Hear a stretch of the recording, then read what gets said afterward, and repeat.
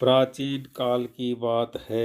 एक शेर सिंह नाम का राजा हुआ करता था। वह बहुत ही अच्छा इंसान था। वह हमेशा दूसरों की मदद किया करता था। उसे अपनी प्रजा से बहुत प्रेम था। वह सभी की सहायता किया करता था। उसके राज्य में कोई भी व्यक्ति असंतुष्ट नहीं था। किसी को भी किसी चीज़ की कमी नहीं थी। उसके राज्य में भरपूर पैसा था और साथ ही खेत खलियान भी भरे हुए थे। लोग बहुत ही अच्छे से जीवन व्यतीत कर रहे थे। उस राजा से जो भी व्यक्ति मदद की गुहार करता या अपने निजी काम के लिए धन की मांग करता था तो वह उसकी पूर्ति कर दिया करता था। इस बात से उनके ही दरबार के एक दरबारी जिसका नाम करीम था ने सोचा कि राजा बहुत ही दयालु है, क्यों न इसका फायदा उठाया जाए। उसने उस राजा का बहुत ही खास और भरोसेमंद दरबारी बनने का सोचा, जिससे राजा उसे अपने खजाने की रखवाली के लिए तैनात कर दे। इसके लिए उसने एक योजना बनाई। वह राजा के आसपास ही रहा करता था। राजा शेर सिंह जो भी काम करने को बोलते वह झट से कर दिया करता था और राजा के साथ वह हर जगह जाकर उनकी मदद भी किया करता था। राजा ने एक बार उससे किसी व्यापारी के यहाँ से आए धन को तय खाने में रखने के लिए कहा और करीम ने बड़ी ही ईमानदारी से सारा का सारा धन तय खाने में रख दिया। राजा ने यह सब देखकर सोचा कि करीम मेरी हर जगह मदद करता है और साथ ही जो भी काम मैं उसे करने देता हूँ वो बहुत ही ईमानदारी से करता है। राजा करीम से बहुत ही प्रभावित होने लगे थे। करीम को भी लगने लगा कि राजा उससे प्रभावित हो चुके हैं। यही उसकी योजना थी कि ऐसा करने से राजा उसे जल्द ही अपने खजाने का रखवाला बना देंगे। राजा ने करीम को बुलवाया।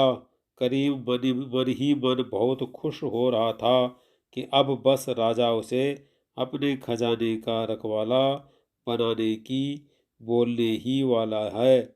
यह सोचते सोचते वह राजा के पास पहुंचा।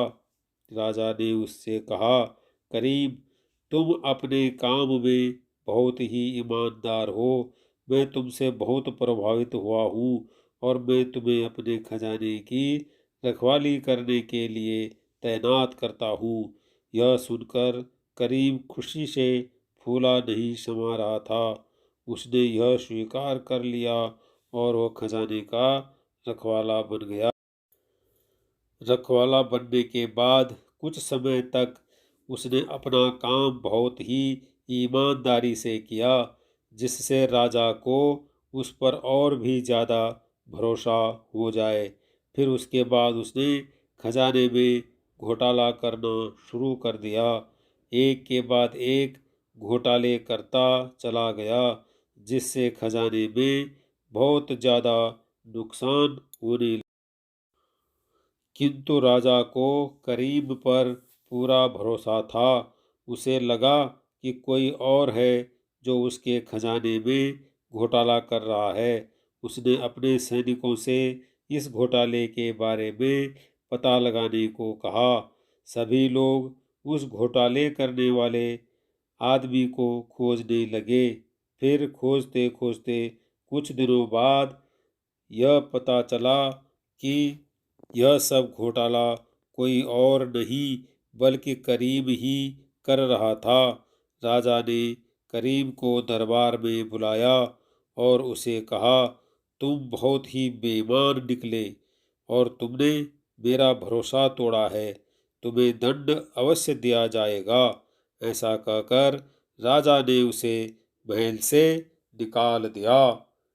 महल से निकाले जाने के बाद करीम ने सोचा कि अब मुझे कोई काम नहीं मिलेगा और यह सब राजा की वजह से हुआ है।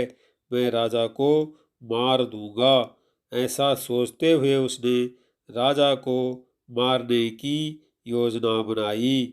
वो चुपके से छिपते हुए महल के अंदर घुस गया और किसी तरह वह महल के रसोई घर में पहुंच गया। वहां पहुंचकर उसने राजा के खाने में जहर मिला दिया, जिससे राजा की मृत्यु हो जाए। किंतु राजा बहुत ही दयालु और अच्छा इंसान था। उसने यह खाना गरीबों में बांटे जाने का ऐलान कर दिया। करीम यह सुनकर डर गया।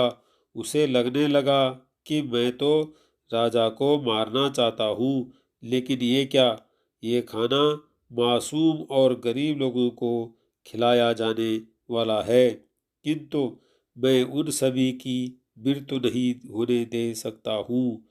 तब वह राजा के पास गया और उनसे कहने लगा कि हे राजन, यह खाना गरीबों में मत बांटिए, इसमें जहर मिला है। मुझे क्षमा कर दीजिए। मैं लालच में आने के कारण यह गलत कदम उठा बैठा।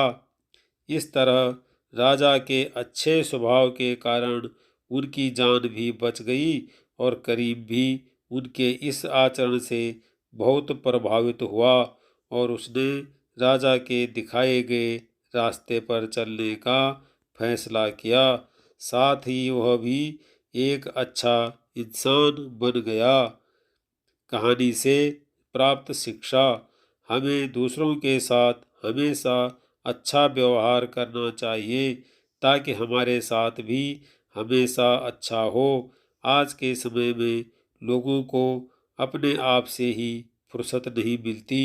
वे दूसरों के बारे में क्या सोचेंगे, किंतु हमें यह सोच बदलनी होगी। तभी हम एक अच्छे इंसान बन सकेंगे और हमारे साथ हमेशा अच्छा ही होगा।